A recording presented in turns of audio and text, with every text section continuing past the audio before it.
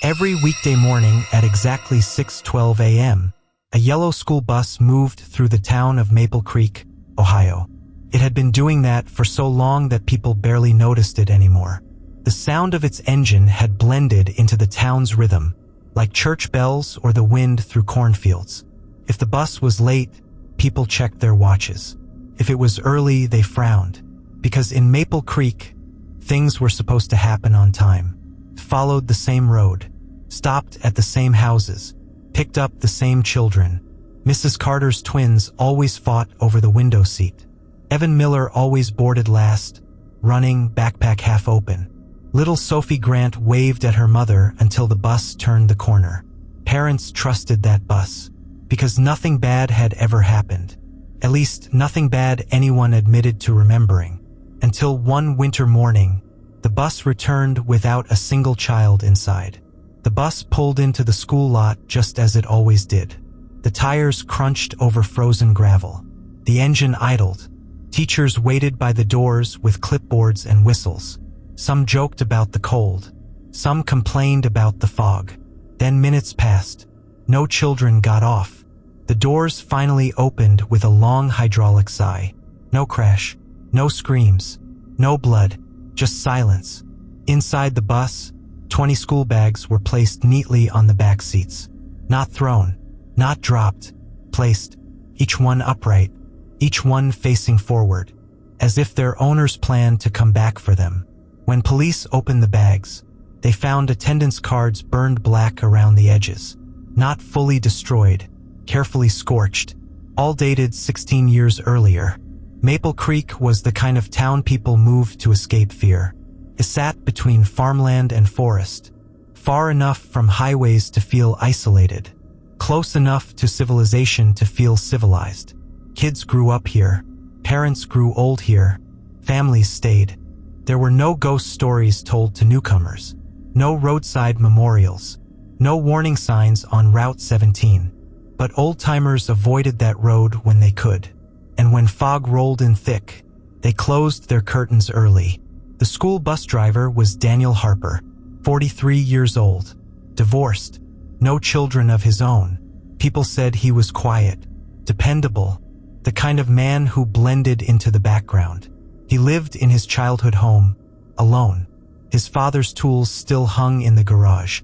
His mother's photos still faced the hallway. He had driven a school bus for 14 years. Never late, never sick, never complained. Parents trusted him. Children liked him. Some children said Daniel felt sad, even when he smiled. Daniel had recently been reassigned to Route 17. The route cut through forest land before reaching the school. Tall pines, no houses, no cell service. Daniel didn't like that road. The trees leaned inward. The shadows moved strangely with the fog. The air always felt colder there, even in fall. The first week, he told himself it was imagination. The second week, he started gripping the steering wheel tighter. Sometimes, the bus radio played static only on that stretch. Sometimes, the engine sounded muffled, like it was underwater. But work was work. The first complaints came quietly. A boy refused to sit in the back. He said, "It's already full." Teachers laughed it off. Another child complained about the smell. "The bus smells like fire." Daniel inspected the bus every morning, crawled underneath it once, checked the heater vents. Nothing.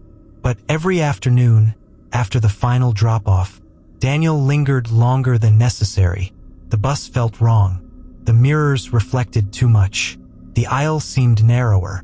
The seats felt occupied, even when they weren't. Sometimes, when he turned the key off, the silence didn't come right away.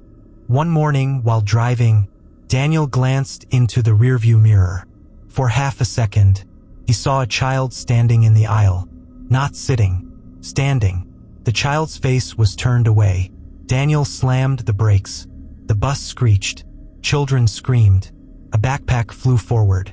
When he looked again, nothing. The children stared at him, wide-eyed, confused. That afternoon, a parent called the school.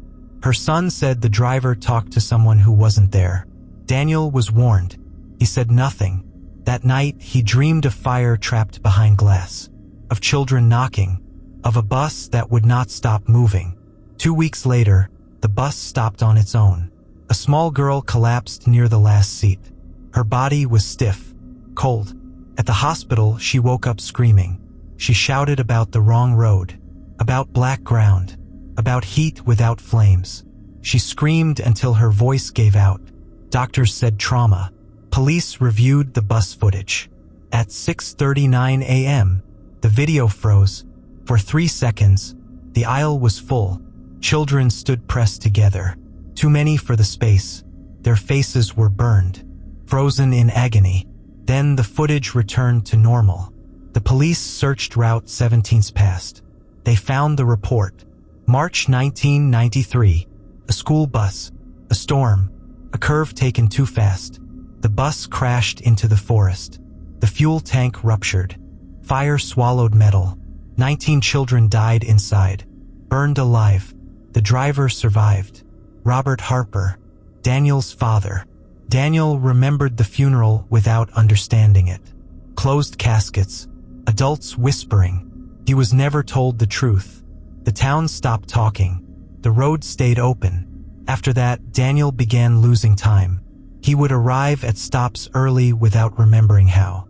Sometimes, children swore they heard singing from the back. At night, he dreamed of counting. 1 seat too many. 1 seat never empty. One night, he returned to the depot. The bus was locked. Something knocked from inside. Soft, patient. When he opened the door, ash coated the floor. Warm ash. December 14th. Fog swallowed the road. The forest erased direction.